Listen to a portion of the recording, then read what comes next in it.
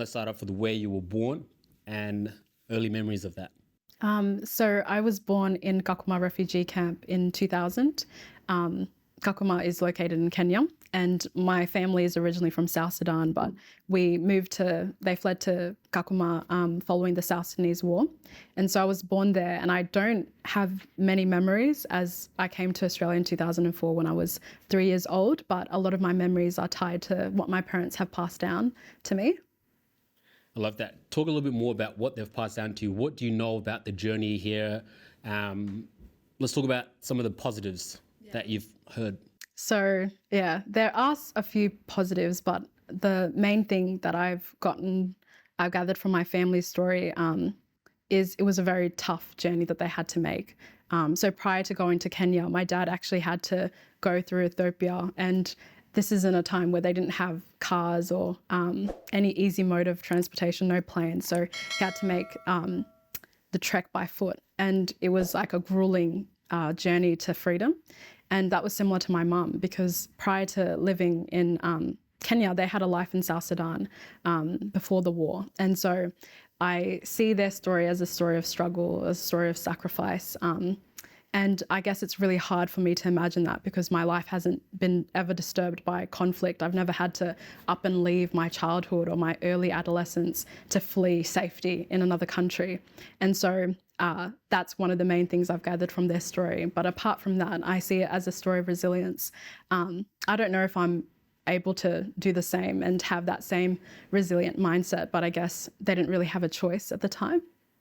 I love that. And I know a lot of people had to go, a lot of people went to Khartoum refugee camps. A lot of people went out elsewhere. I went up to Egypt, and before Egypt, I had to go through Khartoum, which is the capital city of Sudan. Where were you guys? Where was your parents from before they had to move? My mum was from a place called Malakal. She was born in Malakal in a region close to Ural, and my dad was also born in Ural. So it's in part of South Sudan. I love that. What is that place known for? Like all places in South Sudan, they're known for their cows, known for a very rich and vibrant and warm and welcoming community. Like all tribes in South Sudan, there are unique aspects to it. And I guess part of like growing up in Australia has been trying to learn about that culture, where I come from as a South Sudanese person, as a Uralese person as well, and navigating my identity as both. But from what my parents told me, they were farmers. They gathered on Sundays to worship. They had a close-knit community. And life is very different from the life here, where it's like very up and go, 9 to 5. It's hard to connect with people sometimes because life is always on the move. Yeah. I love that. How are you still learning about back home and where you're really from? How are you learning all these stories and these things about back home? I guess a lot of it comes from my interactions with my parents. So when I was studying my arts degree, I took a subject called life writing in my final year.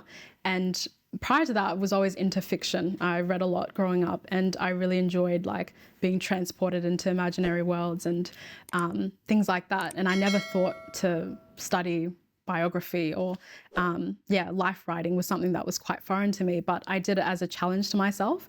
And I thought, like, I don't really read much memoir, I don't really know what the world of life writing is about, but that subject taught me how to look at my life as a story worth telling. And as part of my focus, I focused on my mum's story. And so my mum was the subject of my short story, and I interviewed her about life growing up. What her life looked like before me. Because so much of my life I say, I came from a refugee background, this is what my parents did, but this is who I am now. And I had to really retrace my roots and go back to, a life before me.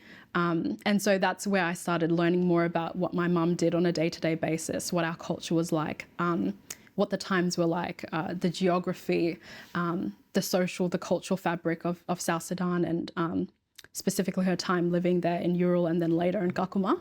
And so I think that's where I gathered a lot of my information. I also am part of a church group, and I have a lot of elders, and they tell me stories about life back home, learning songs that yeah, speak to basically our history and our culture is really something that I've recently discovered, and it's helped me to discover who I am.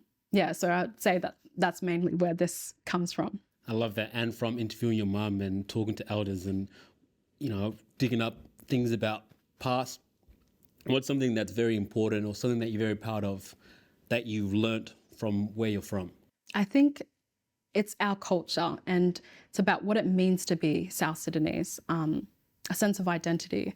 Because I think something that I really reflect upon is how we have a sense of belonging, we have a sense of togetherness that's really, really hard to explain in like here in Australia, where life is connected but can be disjointed sometimes. Hearing from my family's story was story of like unity and everyone coming together. I think that's something that makes me proud of being South Sudanese, because I guess coming here, hearing about your culture spoken about in such a negative way, you lose the appreciation for who you are. And that's also lost in things like language. Like if you don't speak the language, you kind of don't have an appreciation for the language. You don't have an appreciation for the nuances that make your culture what it is.